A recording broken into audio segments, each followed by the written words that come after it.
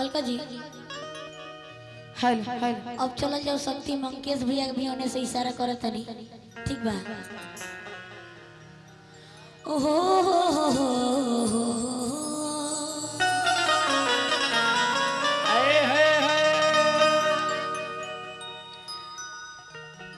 हमने के हेलो आज बहुत ही खुशी का दिन बा कि विकी भैया के घर में लक्ष्मी के आगमन भइल बा। तुम भगवान से ही प्रार्थना करे कि बहुत बड़ा आदमी बनो सो बड़ो के और वह सब भी आशीर्वाद दी। और देखिए जब घर में बेटा चाहे बेटी आवे लो तो सोहर गवाला। हां ए ब्यास हाँ सोहर पर मोहर लागेला। हाँ ये तो बात एकदम क्लियर कल हतो। हां सोहर पर मोहर लागेला। बबली के मम्मी की ओर से। हां बबली का मौसी हो बबली योर के से। मम्मी या मौसी या चाचा चाची सब की ओर से। मामी बाकी अरमान बाबू बबली के सबसे मौसी से। सौभाग्य यही बा कि बहुत लोग माने काफी संख्या अनुपात में देखल जाता बेटे में सोहर गवावेला, लेकिन ये सौभाग्य बीती भैया के कि घर में लक्ष्मी जी के आगमन पर सोहर होता। ये हमारे समाज खातिर बहुत सराहनीय संदेश बा। हां मोहर में हम यह कहम कि झूठी में कना के आ जाओ। अच्छा तो मोहर लगावे खातिर विकी भैया जाही बाड़ा वही जैसे आ जा।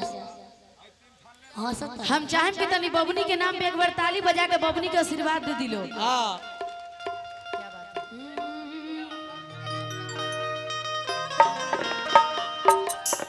हरे तो कौने माँ से हरे बाबा मोर बियाह कइले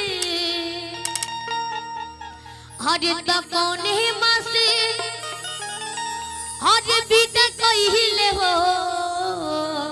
अरे दियो ब्यास दियो कहां रोला। हरे कौने माँ से बाबा मोर बियाह कइले कौने माँ से बिदा कइले कौने माँ से बिदा कइले हो। कौने माँ से बाबा मोर बियाह कइले कौने माँ से बिदा कइले हो। भैया ई खलिए होता खाली जुड़ जाई रहू। आई छूछे काहे होता नमकीन लगवे बा। ए अरमान बाबू सोहर एंगा ना होला, जब सोहर होला तो मैं इहो देखल जाला कि वो बबनी के आशीर्वाद देवे खातिर रिलेशन के आइल बा।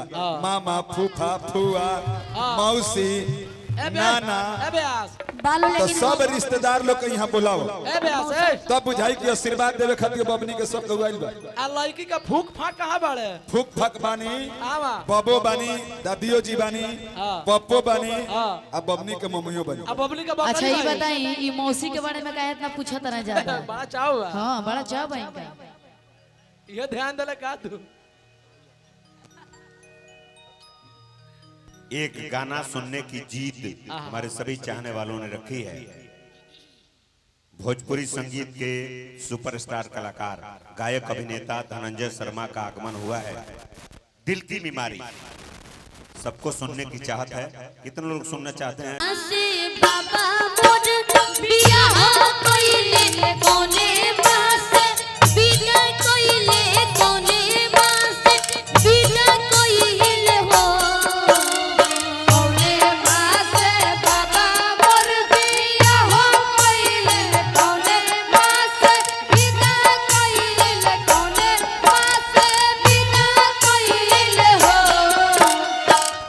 ए लाला ना कौने माँ से सुता जी से धरिया तो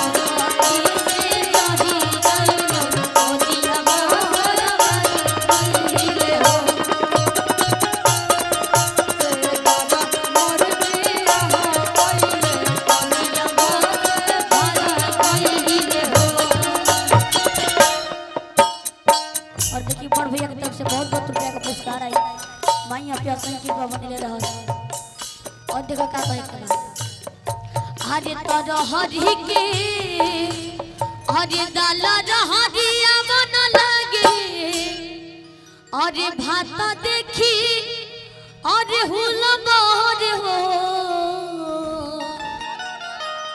अरे रहरी के दाला रहरी क्या मन लगे भात देखी हुलम अरे भात देखी हुलम अरे हो रहरी के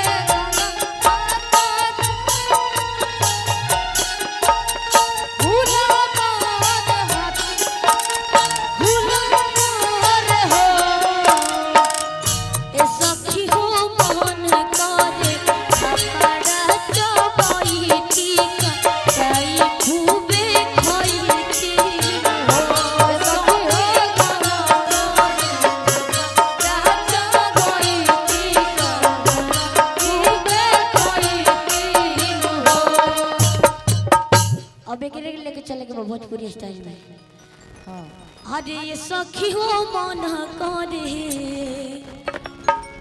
अरे खपड़ा चबैती ताई खूबे खैती हो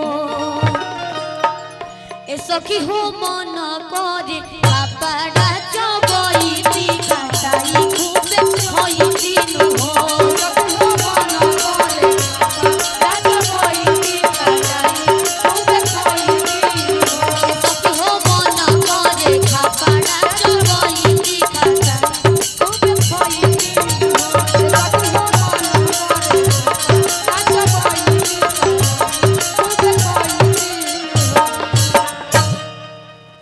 भैया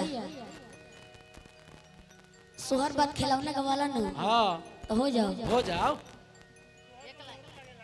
लेकिन सोहर में मोहर ना लगल तो ये हम तो कहम काज करता से कि एगो हंसुआ दिखा के पाती पाती चिन्हा दे हल जाओ ना ना सही कहता अरमान बाबू हाँ। सभी लोग आए थे मंच तक ऐसा कुछ नहीं है सभी लोग आए थे सभी रिश्तेदार लोग आए थे अरे तो नामो बोलवाए खातिर एक बार और तो लेके आई लेनु कम से कम बतावे के चाहिए पता चले के चाहिए के देले बाकी के देले अल्लाह की हाँ चाहे के मौसी हो के नाना हो के नानी हो के अल्लाह बुआ हो लड़की का फूक फाक फूफा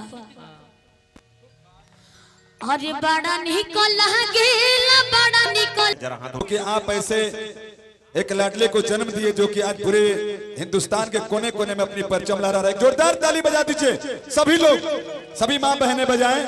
और यहीं से हमारे समाज में एक संदेश मिलता है। देखिए जिस तरह से अपने बच्चों पर निगरानी ध्यान दिया जाएगा उसी तरह से बच्चे जो है प्रभावित होंगे और आगे एक मुकाम हासिल करेंगे। तो कहीं ना कहीं अपने जीवन के सबसे अनमोल उपहार अरमान जी के पिताश्री अपने पुत्र को दिए हैं और इन्हें वो संस्कार दिए हैं कि आज वो संस्कार की चमक हमारे समाज में दिख रही है, वो क्वालिटी दिख रही है। तो सभी गार्जियनों से मैं यही हाथ जोड़कर विनती करूंगा कि अपने बच्चों पर निगरानी रखें, ध्यान रखें, एक कुछ को अच्छा मार्गदर्शन कराएं जिससे एक योग्य पुरुष बने, एक संस्कारिक बने। धन्यवाद।